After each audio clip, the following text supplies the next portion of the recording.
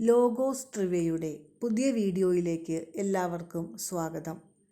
2 കൊറിന്തോസ് 8-ാം അധ്യായത്തിലെ ചോദ്യങ്ങളും ഉത്തരങ്ങളുമാണ് ഈ വീഡിയോയിൽ ഉൾക്കൊള്ളിച്ചിട്ടുള്ളത്. 1. 2 കൊറിന്തോസ് 8-ാം അധ്യായത്തിൻ്റെ തുടക്കത്തിൽ ഏതു സ്ഥലത്തെ സഭയെക്കുറിച്ചാണ് സൂചിപ്പിക്കുന്നത്? ഉത്തരം മക്കെദോനിയ. 2. 8-ാം അധ്യായത്തിൽ പൗലോസ്ലീഹ കൊറിന്തോസുകാരെ അഭിസംബോധന ചെയ്യുന്നത് എങ്ങനെ? ഉത്തരം സഹോദരരെ. 3. മക്കെദോനിയയിലെ സഭകളിൽ വർഷിക്കപ്പെട്ടത് എന്താണ്?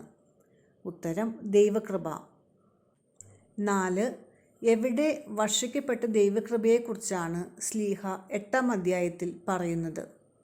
ഉത്തരം മക്കെദോനിയയിലെ സഭകളിൽ. 5. സന്തോഷാധിക്യവും കൊടിയ ദാരിദ്ര്യവും ഉദാരതയുടെ സമ്പത്തായി കരകവിഞ്ഞൊഴുകിയത് എപ്പോൾ? ഉത്തരം ക്ലേശങ്ങളുടെ തീവ്രമായ പരീക്ഷയിൽ. 6. മക്കെദോനിയക്കാർ ദാനം ചെയ്തത് എങ്ങനെ? ഉത്തരം തങ്ങളുടെ കഴിവനുസരിച്ചും അതിൽ കവിഞ്ഞും തുറന്ന മനസ്സോടെ.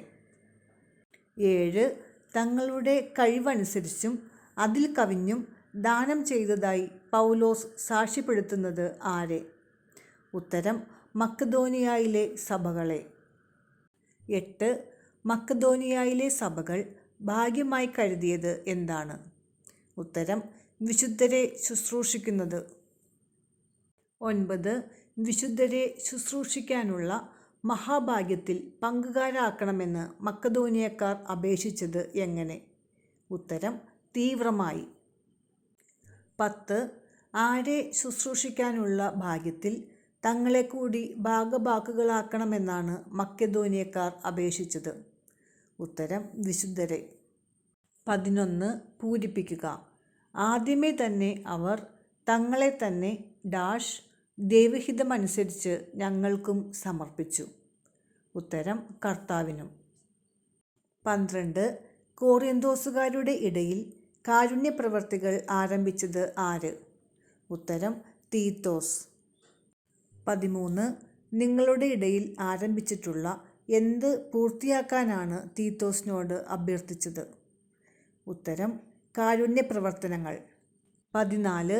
തീത്തോസിലൂടെ ആരംഭിച്ചിട്ടുള്ളതും കൊറിന്തോസുകാർ മികച്ചു നിൽക്കണമെന്ന് സ്ലീഹ ആഗ്രഹിക്കുന്നതുമായ കാര്യം?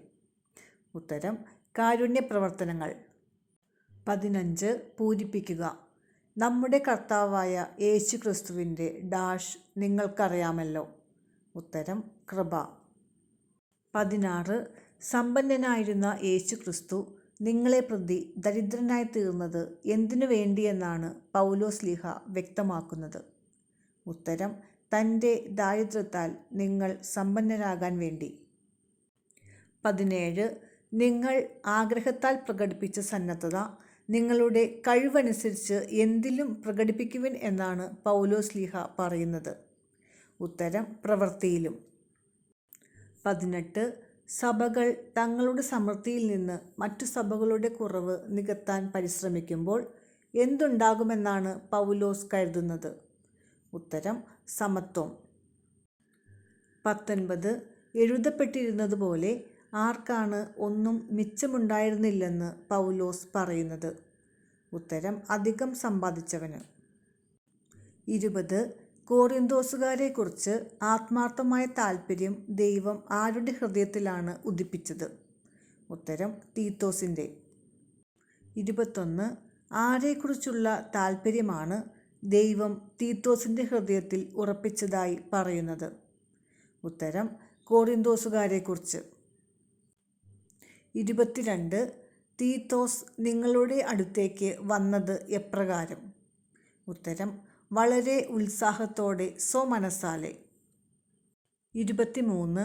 സുവിശേഷ പ്രഘോഷണത്തിന് എല്ലാ സഭകളിലും പ്രസക്തി നേടിയ ആരെയാണ് തീത്തോസിനോട് കൂടി അയച്ചത്? ഉത്തരം ഒരു സഹോദരനെ. 24. തീത്തോസിനോട് കൂടെ അയക്കപ്പെട്ട സഹോദരൻ ആരാലാണ് നിയോഗിക്കപ്പെട്ടത്? ഉത്തരം സഭകളാൽ. 25. എന്ത് വെളിപ്പെടാനാണ് കാരുണ്യപ്രവർത്തനങ്ങളിൽ സഹകാരിയായി സഹോദരനെ നിയോഗിച്ചിരിക്കുന്നത്? ഉത്തരം കർത്താവിൻ്റെ മഹത്വവും ഞങ്ങളുടെ സന്മനസ്സും. 26. ഉദാരമായ ഈ ദാനം എന്ന് വിശേഷിപ്പിക്കുന്നത് എന്ത്? ഉത്തരം കാരുണ്യപ്രവർത്തനങ്ങൾ. 27. ആരുടെ മുൻപാകെയാണ് ആദരണീയമായത് മാത്രം ലക്ഷ്യമാക്കുന്നത്? ഉത്തരം കർത്താവിൻ്റെയും മനുഷ്യരുടെയും. 28. നിങ്ങളുടെ ഇടയിലെ ശുശ്രൂഷയിൽ എൻ്റെ പങ്കുകാരനും സഹപ്രവർത്തകനുമായവൻ ആര്? ഉത്തരം തീത്തോസ്. 29.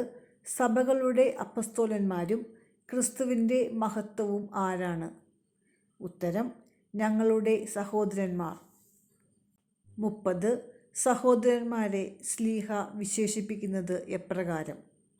ഉത്തരം സഭകളുടെ അപ്പസ്തോലന്മാരും ക്രിസ്തുവിൻ്റെ മഹത്വവും.